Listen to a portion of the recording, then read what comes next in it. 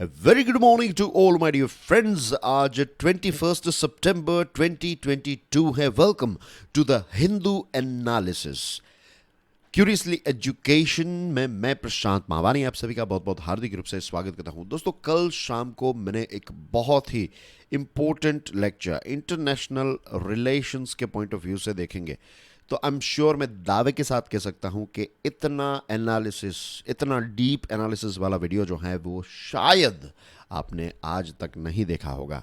Right.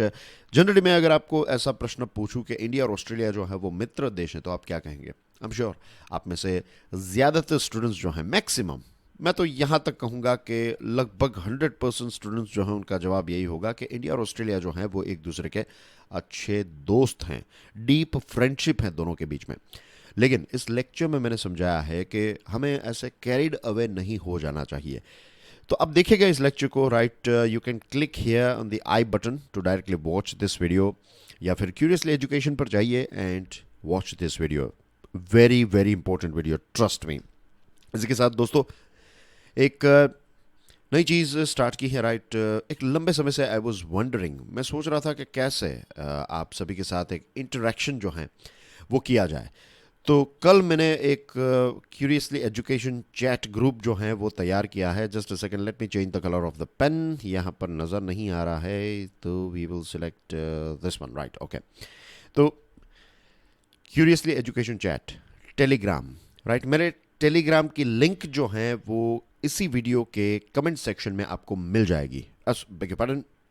हाँ, comment section में आपको मिल जाएगी. डिस्क्रिप्शन में भी है, कमेंट सेक्शन में भी है, पिंड कमेंट है. तो सबसे ऊपर की जो कमेंट होगी, सबसे पहली कमेंट इस वीडियो की, तो वहाँ पर टेलीग्राम की एक लिंक है, उसको आप डाउनलोड कर लीजिए. हर रोज़ जो टेलीग्राम है इस पर से आप मेरे लेक्चर की पीडीएफ को डाउनलोड कर सकते हैं. If you are a new student then let me tell you कि लेक्चर की पीडीएफ को प्राप्त करने के लिए ज्वाइन आवर टेलीग्राम चैनल. और पहली बार ऐसा हो रहा है. Right, I am sure first time. इतने सालों से आप में से बहुत सारे स्टूडेंट्स जो हैं वो मेरे लेक्चर्स देखते आए हैं, और इतने सालों से ये रहा है कि it was like more like one way communication ही रहा है. राइट, मैं बोलता गया और आप सुनते गए. ऑफ कोर्स आपके मैसेजेस और ये सारी चीज़ें आती हैं, लेकिन हमने कभी लाइव इंटरेक्शन जो है वो नहीं किया है. तो आई विल बी लाइव. अब कब करना है, क्या करना है, talk about it in the group. Right, आप स्टार्टिंग से इसको ज्वाइन देख लीजिए. इतनी कोई खास बड़ी लंबी चैट का लिस्ट भी नहीं है, लेकिन लाइव तो आना ही है मुझे. आप सभी के साथ एक बार लाइव डिस्कशन करिए, और आप अपने प्रश्न जो भी क्वेश्चंस हैं आप मुझे पूछ सकते हैं. आपने लिखा है कि यहाँ पर देखिए गुड, मैंने लिखा भी है कि गुड क्वेश्चन. किसी ने पूछा है कि how to focus on building your intellectual personality etcetera etcetera. और एक स्टूडेंट ने ये भी लिखा है कि क्यों ना मैं पूरा जो हिंदू एनालिसिस है, राइट, 1 आवर जितना जो एक लेक्चर रहता है, पूरा हिंदू एनालिसिस यानी कि हिंदू न्यूज़पेपर के फर्स्ट पेज से लेकर लास्ट पेज में जो भी इम्पोर्टेंट चीज़ें वो सारी की सारी जो हैं वो कवर करूं. तो इस प्रकार के प्रश्नों का जवाब जो हैं वो मैं यहाँ पर ही दे दूंगा. लेकिन जो मोर कोर एग्जामिनेशन को लेकर या फिर इन जनरल आपको जो भी प्रश्न पूछना है आप पूछ सकते हैं. तो यहाँ पर मैं पहले तो ये प्रश्न का जवाब दे दूं कि ये पूरा हिंदू एनालिसिस जो है, पूरा इन द सेंस के फर्स्ट पेज से लेकर लास्ट पेज वाला हिंदू एनालिसिस मैं क्यों नहीं बनाता हूँ. मैंने देखे हैं कुछ फैकल्टीज़ के वीडियो, बहुत सारे फैकल्टीज़ जो हैं वो इस प्रकार की चीज़ें जो हैं वो बनाते हैं फर्स्ट पेज से लेकर last page. Now the thing is, मैं स्ट्रांगली बिलीव करता हूँ कि जो न्यूज़ हैं ये न्यूज़ तो स्टूडेंट्स को ही पढ़ने चाहिए. न्यूज़ स्टूडेंट्स को ही पढ़ने चाहिए. राइट, मैं फिर से एक बार कह रहा हूँ. हाँ, एडिटोरियल एंड आर्टिकल्स जो होते हैं तो इसका लेवल थोड़ा ज़्यादा होता है, लेवल थोड़ा हाई होता है. तो बहुत सारी चीज़ें जो हैं वो स्टूडेंट को समझ में नहीं आती है. जिन्होंने लेट्स से अभी अभी तैयारी स्टार्ट की है 1-2 साल से, तो बहुत सारी चीज़ें अभी उनको पता नहीं है. तो उस समय पर मेरे जैसे जो भी एडुकेटर्स हैं तो उनका ये रोल होता है कि एडिटोरियल एंड आर्टिकल एनालिसिस या फिर एडिटोरियल एंड आर्टिकल्स जो होते हैं तो उनका ट्रांसलेशन नहीं, उनका एक्सप्लेनेशन जो है वो अच्छी तरीके से समझाया जाए, उनको कुछ विचारने के लिए पॉइंट्स दिए जाए. तो इससे क्रिटिकल एनालिसिस की स्किल डेवलप होती है. न्यूज़ जो है, भले ही ऐसा आपको लगे कि सारे के सारे मीन्स जनरली स्टूडेंट का दिमाग क्या कहता है पता है कि आज के दिन के सारे इंपॉर्टेंट न्यूज़ जो, एक भी न्यूज़ जो है वो छूटना नहीं चाहिए. सारी इंफॉर्मेशन मेरे पास आ जानी चाहिए। ऐसा पॉसिबल ही नहीं है। आप देख लीजिए अलग अलग वीडियोस, 10 फैकल्टीज़ के वीडियो देखेंगे, कोई ना कुछ नया लेकर आता है। कोई कहता है कि ये वाला सांप जो है वो यहाँ से मिल गया, तो किसी ने कोई और चीज़ ऐड ऑन कर दी। तो बिट्स एंड पीसेस में ये चीज़ें फैली हुई है, लेकिन ये सारी चीज़ें जो हैं वो आपको समझना इम्पोर्टेंट नहीं है। इस बात को जितना जल्दी आप समझ जाएंगे उतनी आपकी तैयारी जो है वो फोकस्ड हो जाएगी। आप नोटिफिकेशंस को पढ़िएगा ज़रूर। नोटिफिकेशन में क्या लिखा है, जो अलग अलग एग्जामिनेशन है उनके, जो भी आप let's say if you are preparing for UPSC, तो यूपीएससी के नोटिफिकेशन में क्लियरली दिया गया है कि ये आपकी रेंज ऑफ इंफॉर्मेशन को नापने वाली एग्ज़ाम नहीं है। इसका मतलब ये है कि जो भी पढ़े अच्छी तरीके से पढ़े, उन चीज़ों को समझे। ज़्यादा पढ़ने से आप एग्जामिनेशन क्रैक नहीं करेंगे, राइट। बट ऐसा सुनता कौन है, ऐसा मानता कौन है, क्योंकि पहले से ही एक दिमाग में बात बना ली है कि ज़्यादा से ज़्यादा, राइट, ज़्यादा का फ़ायदा। टीवीएस जुपिटर, मजाक कर रहा हूँ। Let's move on. टेबल पर हैं 5 इंपॉर्टेंट टॉपिक्स। बेंगलोर में जो ये बाढ़ आई और इन सारी चीज़ों के पीछे क्या रीजंस है उसको डिस्कस करेंगे, और इसके अलावा भी कुछ इंटरेस्टिंग आर्टिकल्स हैं। तो let's start with this one. Starting में ही हमने 2-5 मिनट जो है वो डिस्कशन में इन्वेस्ट कर दी। तो लेट्स मूव ऑन। आपने ये कहानी ज़रूर सुनी होगी, स्कूल की किताब में आती थी, the pied pipe of Hamelin. The pied Piper of Hamelin इसका नाम है। तो चूहे घुस जाते हैं और फिर इस व्यक्ति को रिक्रूट किया जाता है, ये बांसुरी बजाता है और सारे के सारे चूहे जो हैं उनको फिर ऐसे कोई बड़े से एक पहाड़ से जो गिरा देता है समंदर में।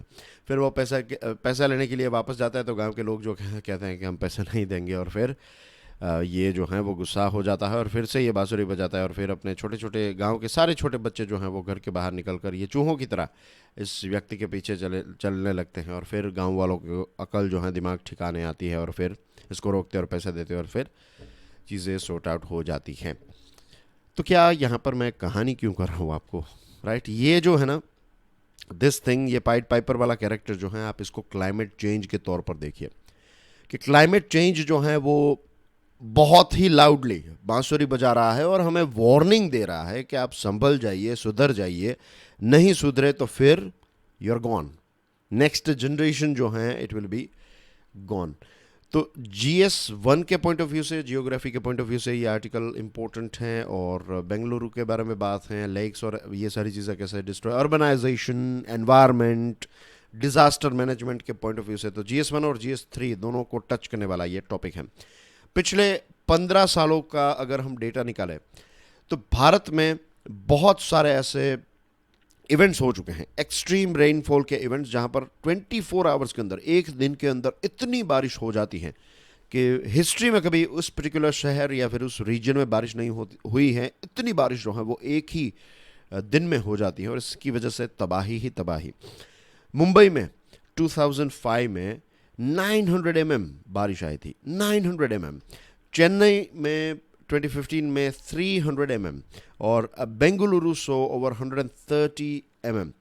जस्ट इमेजिन 900 mm, कितनी ज़्यादा बारिश। और 2015 में भी मुंबई में ऐसी सिचुएशन थी, और हम देखते हैं कि हमारे शहर में भी। आप बताइए मुझे आपके शहर का क्या हाल है। थोड़ी बारिश हो जाए ज़्यादा तो बहुत सारे हमारे ऐसे शहर हैं, राइट, जहाँ तक मुझे पता है, न्यूज़ में मैं देखता हूँ तो गुजरात के बहुत सारे शहर हैं, फिर दिल्ली हैं, गुड़गांव वाला area, and then so many other areas as well, जहाँ पर पानी भर जाता है, गाड़ियाँ जो हैं वो डूबने लगती है। ये सिचुएशन जो है वो होने लगी है। अब ग्लोबल वार्मिंग जो है, इसको हमने अगर नहीं रोका, अगर 1.5 डिग्री सेल्सियस जो प्री इंडस्ट्रियल टाइम में जो एक एवरेज ग्लोबल टेम्परेचर था, उस टाइम पर जो था उससे आज लगभग 1 डिग्री सेल्सियस जो है वो इंक्रीज हो चुका है, और लिमिट जो हमारी है दैट इज़ 1.5 डिग्री सेल्सियस। और एब्सोल्यूट लिमिट मीन्स इसमें किसी भी प्रकार का कोई भी ऐसा डाउट ही मत रखिए कि 2 डिग्री सेल्सियस को अगर हमने क्रॉस किया, एवरेज ग्लोबल टेम्परेचर अगर 2 डिग्री सेल्सियस को क्रॉस करता है, तो 2 degree is a tipping point. Tipping point का मतलब क्या है? टिपिंग पॉइंट का मतलब, अगेन मैंने बहुत बार तो ये समझाया, लेकिन फिर भी एक बार नए स्टूडेंट्स को ध्यान में रखते हुए, मान लीजिए कि ये एक ऐसा पॉइंट है यहाँ पर, this is let's say tipping point. तो जो भी धीरे धीरे अप्स एंड डाउन्स होकर अगर आप एक बार यहाँ पर पहुँच गए, उसके बाद जो ग्रोथ होगा that will be like this, वो ऊपर रॉकेट की तरह ऊपर जाएगा। सो टिपिंग पॉइंट यहाँ पर ऐसा है कि अगर 2 डिग्री सेल्सियस को हमने क्रॉस किया, उसके बाद इतना डिस्ट्रक्शन होगा कि उसके बाद हमारी पृथ्वी जो है वो बैक टू नॉर्मल कभी भी नहीं होगी। ऐसा नहीं होगा कि आपने बर्फ़ जो है वो फ्रिज में से निकाला, वो पिघलने लगा और फिर से आपने रख दिया तो जैसा था वैसा हो जाएगा। यहाँ पर ऐसा नहीं होगा। 2 डिग्री सेल्सियस को क्रॉस किया देन वी आर डन। अब क्या हो रहा है, ज़्यादा टेम्परेचर की वजह से जब एवरेज ग्लोबल टेम्परेचर जो है वो इंक्रीज होता है और होने लगा है, तो इससे क्या होता है कि पानी जो है इसका वाष्पीकरण यानी कि इवापोरेशन जो है वो ज़्यादा होता है ओशियंस, सीज और लैंड में से, और फिर ये पानी जो है वो एटमॉस्फेयर में ज़्यादा क्वांटिटी में वाटर वेपर के तौर पर हमें देखने को मिलता है, बादल बादल एक्सेट्रा, ह्यूमिडिटी एक्सेट्रा। अब हवाएं जो हैं वो भी गर्म होती हैं, और हवा जब गर्म होती है, ये प्योर जियोग्राफी की बात है कि जब गर्म होती है तो वो एक्सपांड होती है, तो हवा की जो पानी एब्जॉर्ब करने की या फिर कैरी करने की जो कैपेसिटी है वो भी बढ़ जाती है। अब हवा जो है उसमें एयर जो है उसमें ज़्यादा पानी है एब्जॉर्ब हो चुका है, और फिर जब बारिश की सीज़न आती है तो जब बारिश होती है तो बहुत ज़्यादा बारिश होती है। This is the reason behind it, right. फिर अरेबियन सी को देखिए, एक वक्त था जब अरेबियन सी में इस प्रकार के साइक्लोनिक स्टॉर्म्स जो हैं वो हमें देखने को नहीं मिल रहे थे। साइक्लोनिक स्टॉर्म्स जो हैं वो ज़्यादातर बे ऑफ बंगाल के साथ ही जुड़े। ऐसा नहीं है कि अरेबियन सी में कभी साइक्लोनिक स्टॉर्म्स ही नहीं होते थे, लेकिन इतने ज़्यादा नहीं, इतनी क्वांटिटी में नहीं, इतनी इंटेंसिटी में नहीं, लेकिन बे ऑफ बंगाल में तो ये सारी चीज़ें हमें देखने को मिलती है। अब हमारा जो ईस्ट वेस्टर्न कोस्ट है, अरेबियन सी जो है, तो यहाँ पर भी बहुत सारे ऐसे चक्रवात और ये सारी चीज़ें जो हैं वो होने लगी हैं। In the coming decades such extreme rain events are likely to increase. आने वाले समय में ये स्टॉर्म्स और इन सारी चीज़ों की वजह से जो बारिश होती है ये और ज़्यादा होगी। बेंगलुरु के बारे में जो है कई बार कहा जाता है, Bengaluru was means it is also known as city of lakes, right. बहुत सारे यहाँ पर इंटरकनेक्टेड लेक्स हैं। तो बेंगलुरु के बहुत सारे एडवांटेजेस हैं। एक तो ये है कि ये हाई एलिवेशन पर हैं, राइट, थोड़ी हाइट पर हैं। फिर एक अनड्यूलेटिंग इसकी टोपोग्राफी है, इंटरकनेक्टेड लेक्स हैं और ग्रीन स्पेसेस हैं। जो बारिश ज़्यादा होती है तो ऑफ कोर्स एक कंक्रीट मीन्स रोड जो है, तो रोड पे बारिश का पानी क्या होगा, ये फ्लो करेगा, लेकिन अगर एक ग्राउंड है तो उसमें क्या होगा, ये एब्जॉर्ब हो जाएगा। तो ऐसे पानी सोखने के लिए ऐसे बहुत सारे वहाँ पर ऐसी ग्रीन स्पेसेस हैं और स्टॉर्म वाटर ड्रेन्स भी हैं, ये सारी चीज़ें हैं। लेकिन अब क्या हो रहा है, धीरे धीरे एक वार्थुर नाम का जो एरिया है वहाँ पर, इट्स लाइक सबब एरिया है वार्थुर। अगर आप बेंगलोर से हैं तो आपको इसके बारे में ज़्यादा पता होगा। तो यहाँ पर अब क्या हुआ कि कॉन्क्रीटाइजेशन जितना होने लगा है, कंस्ट्रक्शन होने लगा है, तो इसकी वजह से पहले आज क्या हो रहा है कि ज़्यादा बारिश हो रही है वहाँ पर, थोड़ी ज़्यादा बारिश हो जाए तो फिर 21 million cubic metre of water जो है वो फ्लो करने लगता है। तो आपको देखने को मिलेगा कि यहाँ पे जो सड़कें हैं वहाँ पर पानी जो है वो इट विल बिकम लाइक अ पडल, right. Most of this natural as well as human-made advantages have been squandered away, both legally and illegally, exacerbating the city's risk and vulnerability to floods. Basically ये सारी जो natural और man-made चीज़ें हैं यहाँ पर, right, interconnected lakes etcetera, तो अब क्या हो रहा है कि इन पर कंस्ट्रक्शन हो रहा है। और कई बार ऐसा होता है कि कोई नदी की जगह है, राइट, वाटर जो रिवर बेसिन हम कहते हैं, तो बारिश नहीं हुई 1-2 साल और वहाँ पर पानी नहीं है, तो फिर लोग ये सोच लेते हैं कि अब तो यहाँ पर पानी नहीं आएगा। ये एक बहुत बड़ी मिस्टेक है, और ऐसी मिस्टेक जो है वो बहुत जगहों पर हमारे देश में हुई भी है। In recent years the physical shrinkage of the lake is not by itself the issue. Lake जो है वो श्रिंक हो जाए, that's not a big issue, means it is an issue, लेकिन इतना बड़ा इशू नहीं। बड़ा इशू क्या है पता है, जो इर्द गिर्द का एरिया है, जो खुले ग्राउंड्स हैं, जो नेचुरल जो एरिया है आप जहाँ पर कंस्ट्रक्शन नहीं हुआ है, तो इन सारी चीज़ों पर कंस्ट्रक्शन कर देना, दैट मीन्स कि अब लेक तो जो है वो फाइनली क्या होता है कि अगर सारे एरियाज़ में पानी होल्ड करने की कैपेसिटी नहीं है तब जाकर लेक में पानी आएगा, राइट। लेकिन अब ये सारे एरियाज़ जो हैं वो आपने कॉन्क्रीटाइज कर दिया, अब सिर्फ लेक ही ऐसी जगह है जहाँ पर सारा पानी फ्लो होकर जाएगा, तो लेक भी ओवरफ्लो हो जाएगा, और उसके ऊपर आप ये पोल्यूटेड ड्रेन्स और लेक्स और ये सारी चीज़ें होगी, तो कितने हेल्थ हज़ार्ड भी हम स्प्रेड करेंगे। तो इसका सोल्यूशन क्या है? सोल्यूशन है कि ये है, A combination of depth, hard and well-designed civil and hydrological re-engineering is essential to undo the damage from earlier developments. पहले जो डेवलपमेंट हुआ है उसकी वजह से जो डैमेज हुआ, तो इसके लिए एक वेल डिजाइंड सिविल और हाइड्रोलॉजिकल री इंजीनियरिंग की ज़रूरत है. ब्लू और ग्रीन इंफ्रास्ट्रक्चर को क्रिएट करने की ज़रूरत है. कोई भी मिशन जो है उसमें सक्सेस आपको नहीं मिलेगा जब तक लोकल सिटीजन्स जो हैं उसके पार्टनर्स नहीं बनेंगे. तो लोकल सिटीजन्स जो हैं उनको पार्टनर बनाया जाए, इन द सेंस कि वो स्टेक होल्डर तो हैं ही, लेकिन अब उनको डिसीजन मेकिंग का भी पार्ट बनाया जाए, उनको अवेयर किया जाए, उनको ऐसा मोटिवेट किया जाए कि वो इन सारी चीज़ों को लेकर जो हैं वो, फॉर एग्जांपल गार्बेज जो हैं वो स्टॉर्म वाटर ड्रेन्स में ना डालें, ये सारी चीज़ें. और जितनी भी ग्रीन स्पेसेस है सिटी की, ग्रासलैंड्स, कैंपसेस, लेक्स, राइट, तो they are like lungs and shock absorbers of Bengaluru या फिर किसी भी सिटी. तो इनको हमेशा हमें ग्रीन ही रहने देना है. और एक अर्ली वार्निंग सिस्टम जो है ये भी डिज़ाइन की जा सकती हैं, सेंसर रखे जा सकते हैं ताकि अगर बहुत ज़्यादा बारिश होने वाली है तो लोगों को पहले ही पता चल जाए. तो आई होप जिस कहानी से हमने शुरुआत की, लेट्स होप के इस पाइट पाइपर ऑफ हेमलिन को वापस ना आना पड़े.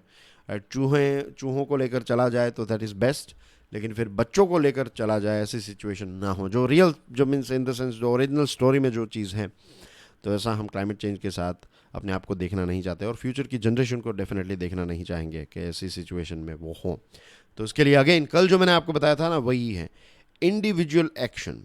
हम सब एक्शन लेंगे, जो भी हमारी कैपेसिटी है, जो भी छोटे बड़े जो भी स्टेप्स हम उठा सकते हैं. अगर ये स्टेप्स हम नहीं उठाएंगे तो फिर future is going to be very very bad, very very bleak, very very dark. Blow for dignity, the Hindu का ये आर्टिकल है. मद्रास हाई कोर्ट ने S Sushma versus commissioner of police 2021 में कहा है, there are many branches on the tree of life, there is no one way to be and there is room for everyone to be who they are. जीवन के इस पेड़ की बहुत सारी शाखाएं हैं. कोई भी एक शाखा जो है वो पेड़ को डिफाइन नहीं करती हैं. अलग अलग शाखाएं, लंबी, छोटी, राइट, कोई ऐसी शाखा है जो मोटी हैं, कोई पतली हैं. तो ये अलग अलग शाखाएं जो हैं, ये डाइवर्सिटी जो है, यही जीवन का पार्ट है.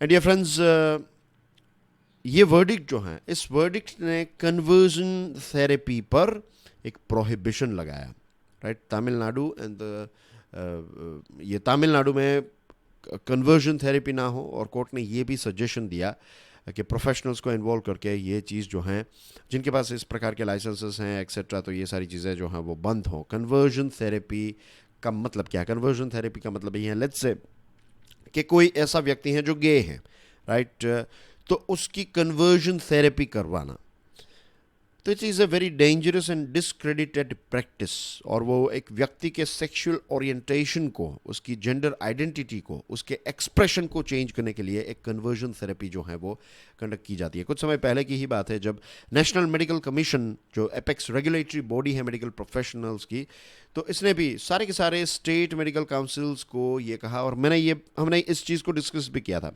कि नेशनल मेडिकल कमीशन ने कहा कि इस प्रकार की कोई कन्वर्जन थेरेपी जो है वो अलाउड नहीं है. और सुप्रीम कोर्ट ने होमोसेक्सुअलिटी जो है एक लैंडमार्क जजमेंट दिया था, Navtej Singh Johar and others versus Union of India 2018. और इसमें जो होमोसेक्सुअलिटी है तो इसको डीक्रिमिनलाइज किया गया बाय सुप्रीम कोर्ट. लेकिन आज भी हमारे देश में ऐसा है कि सोसाइटी जो है वो आज भी होमोसेक्सुअल्स जो हैं उनको एक्सेप्ट नहीं कर रही हैं. देखिए, बहुत सारे लोगों की बहुत सारी मीन्स प्रोग्रामिंग है कि यही तरीका राइट है, यही तरीका गलत है, right. I am not saying कि आप भी वो फॉलो कीजिए. Whatever you are, right, I would say you are enough. जो भी आप हैं, यू आर फाइन, राइट. लेकिन इन जनरल सोसाइटी जो है वो कुछ और समझती है. और फिर क्या होता है कि ऐसे जो लोग हैं, राइट, उनको जो थोड़े डिफरेंट हैं, तो इनके ऊपर बारबेरिक कन्वर्जन थेरेपी करवाई जाती है. इट्स लाइक मीन्स बहुत सारे, ऐसा नहीं है कि कोई एक ही चीज़ है. तो इसमें काउंसलिंग हो सकता है, या फिर करेक्शनल रेप है, एक्सोसिज्म है, forceful starving, electro conversion, shock therapy, lobotomy, marriage therapy, aversive stimulation and religious counselling, तो बहुत इसकी पूरी रेंज है कन्वर्जन थेरेपी, ये सारी की सारी चीज़ें जो हैं वो, और ख़ास करके क्या होता है कि छोटे बच्चों के ऊपर इसको ज़्यादा किया जाता है क्योंकि उस टाइम पर वो रेजिस्ट नहीं कर पाते, और फिर इतना टॉर्चर मेंटली फिर प्रोग्रामिंग होता है कि फिर वो बड़े भी हो जाए तो वो खुद अपने डिसीजन, क्योंकि अपब्रिंगिंग ही पूरी ऐसे की गई है कि यू आर नॉट नॉर्मल, तो इस प्रकार से होता है। बट लेट्स होप कि आने वाले समय में हर किसी को अपना अधिकार जो है, राइट जो है वो मिले। डिग्निटी ऑफ इंडिविजुअल हमारे कॉन्स्टिट्यूशन में भी दिया गया है कि dignity of individual is grand promise that our constitution gives to every citizen irrespective of his caste, कि कोई भी कास्ट क्यों ना हो, कोई भी क्रीड क्यों ना हो, जेंडर कोई भी क्यों ना हो, सेक्सुअल ओरिएंटेशन कोई भी क्यों ना हो, डिग्निटी ऑफ इंडिविजुअल, हर एक व्यक्ति की डिग्निटी जो है, राइट, वो कॉन्स्टिट्यूशन जो है वो प्रॉमिस करता है। और डॉक्टर अंबेडकर ने जो कहा, no past civilisational glories, no future super power status, nothing rebounds more to the true greatness of a nation than the dignity of every individual in it. Past में कितने भी पीक पर हमारा देश क्यों ना रहा हो, फ्यूचर में कितना भी ताकतवर सुपर पावर क्यों ना हो जाए, अगर एक देश के अंदर जो इंडिविजुअल्स हैं उनकी डिग्निटी नहीं है, राइट, तो ये सारी चीज़ें कोई काम की नहीं है। और डिग्निटी है और दूसरी चीज़ें नहीं हैं तो ये means it is one of the best country in the world. अगर एक इंडिविजुअल डिग्निटी को प्रोटेक्ट कर सकती है सोसाइटी, एक देश, एक कॉन्स्टिट्यूशन, एक सिस्टम, तो फिर इससे बड़ा कोई और देश, अच्छा देश जो है वो हो ही नहीं सकता। बाकी की सारी चीज़ें जो हैं वो अचीव हो सकती हैं, इसको तो क्रिएट ही करना पड़ता है। Given a government stand of, Indian express का ये आर्टिकल है। अनफॉर्चुनेटली केरला के गवर्नर आरिफ मोहम्मद खान और चीफ मिनिस्टर पिनराई विजयन जो है उनके बीच में तू मैं हो गई।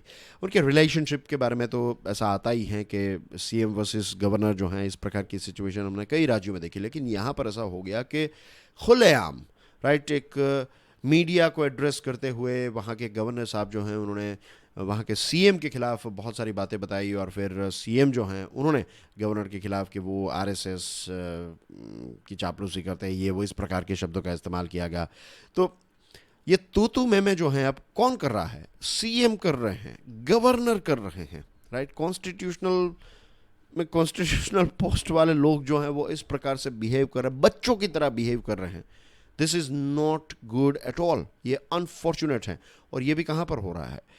हमारे देश के एक ऐसे राज्य में जिसका एजुकेशन लेवल जो है वो 99 मीन्स लिटरेसी लेवल 99% है, ऐसे राज्य में इस प्रकार का बिहेवियर हो रहा है which is very very bad. और ये पूरे देश के लिए एक चिंता का विषय है कि ये क्या है। ये एक जो हमारे इम्पोर्टेंट पब्लिक ऑफिसर्स हैं तो इसका एक फ्री फॉल है, ऊपर से एक ऐसी छलांग मारी है, इतना नीचे गिर गए हैं कि अब इस प्रकार के टोन और टेनर का इस्तेमाल होने लगा है। गवर्नर और गवर्नमेंट के बीच में स्टैंड ऑफ जो है वो वहाँ की जनता के लिए बिल्कुल ही अच्छी बात नहीं है। और अपॉइंटमेंट में इश्यूज होते हैं, फिर करप्शन के चार्जेस एक दूसरे पर डाले जाते हैं, ये सारी चीज़ें होती हैं, और ओवरऑल जो एडमिनिस्ट्रेशन है, जो गवर्नेंस है, वो अफेक्ट होता है, और लोग जो हैं वो अफेक्ट होते हैं। उनके जो भी इश्यूज़ हों, पार्टी के इश्यूज़ हैं, दे मीन्स उनको समझना चाहिए इस चीज़ को कि उनकी पार्टी जो है इलेक्शन के टाइम पर भले ही अपनी पार्टी जो है उसकी बड़ी बड़ी बातें करे, जो भी हैं, राइट, कैंपेन कीजिए, वो सारी चीज़ें कीजिए, लेकिन जब आप एक पोस्ट पर हैं, when you are a governor, when you are a CM, क्या आप किसी एक पार्टी के जिन्होंने आपको वोट दिया उनके ही सीएम हैं आप? नो। क्या उनके ही पीएम हैं? नो। जब आप गवर्नमेंट फॉर्म करते हैं तो आप पूरे राज्य के लोगों के चीफ मिनिस्टर हैं, और जब आप गवर्नर बनते हैं तो पूरे राज्य के लोगों के गवर्नर होते हैं आप।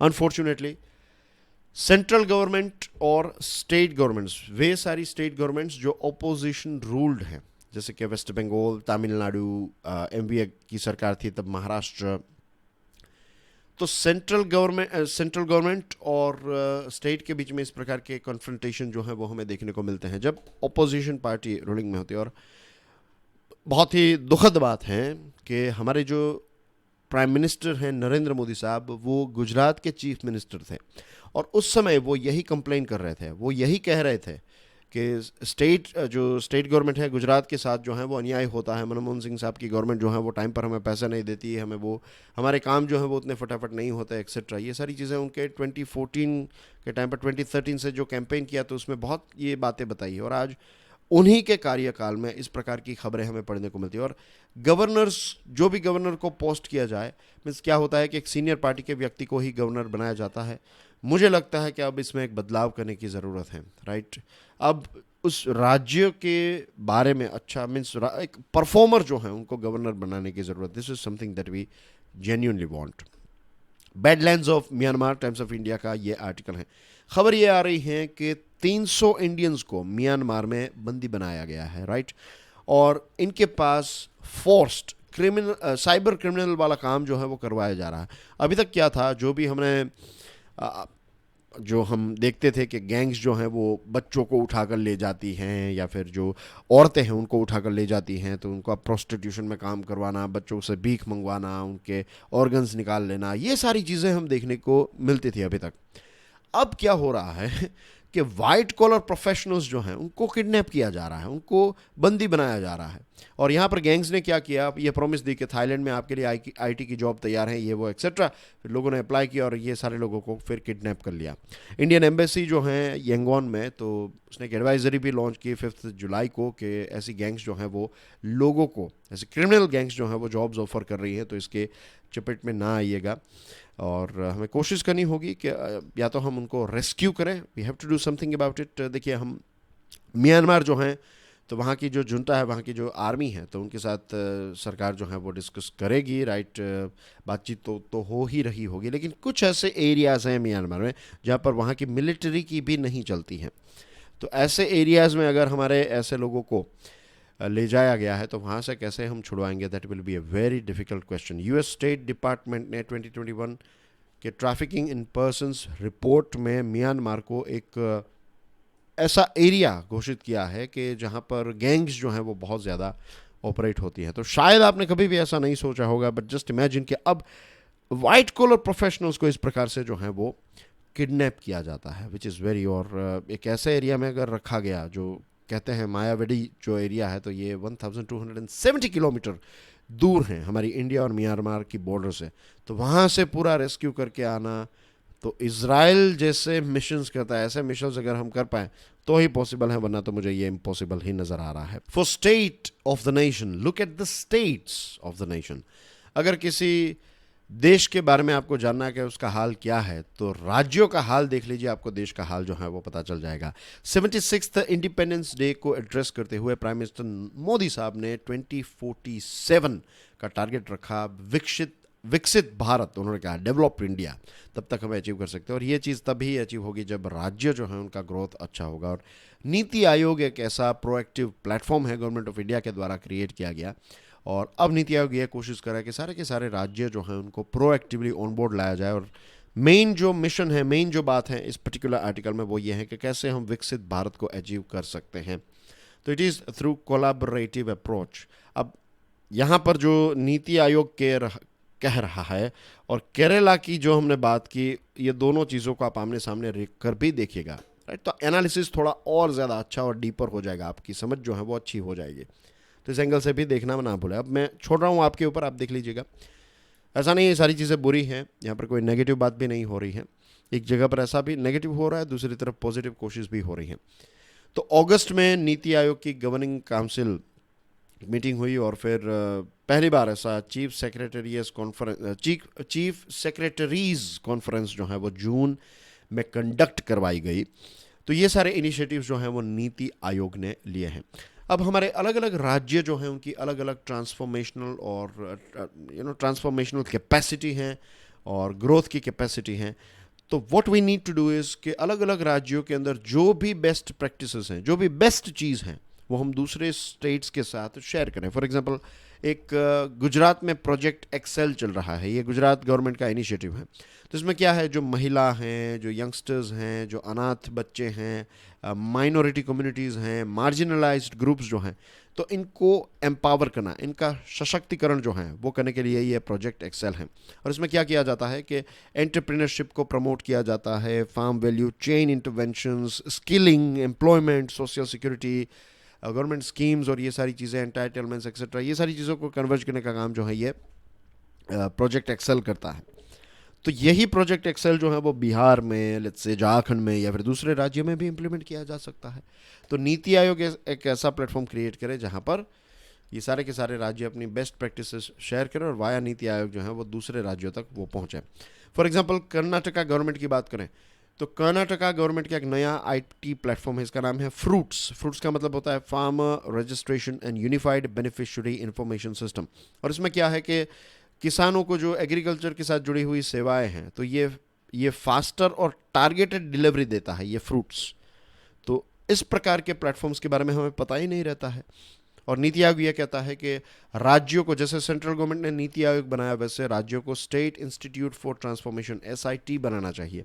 और हमारे देश में कर्नाटका ने ऐसा बनाया है। कर्नाटका का जो SIT है तो इसका नाम है SIT कर्नाटका, राइट। तो that is state institution of, bag your pardon, state institution for transforming Karnataka.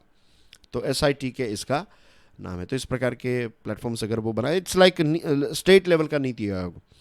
और नीति आयोग जो है वो यहाँ पर ये करना चाहता है कि इस प्रकार की SITs जब फॉर्म की जाएगी तो इनको कैसे ग्रोथ करना है, क्या करना है, स्टेक होल्डर के साथ कंसल्टेशन, ये सारी चीज़ें होगी। To achieve this very objective the आयोग has embarked on the state support mission. आयोग ने क्या किया है, एक स्टेट सपोर्ट मिशन जो है वो स्टार्ट किया है। It's a multi disciplinary approach. और इसमें एक सेतु है, SETU is state economic transformation unit. तो ये स्पेसिफिकली इस पर टारगेट करेगा। तो फेज़ 1 जो है SSM का, तो Setu will provide interested state या फिर union territories a team of resident and non resident experts that will play a catalytic role. Starting के टाइम पर अगर कोई राज्य इंटरेस्टेड है तो उनको एक टीम दी जाएगी।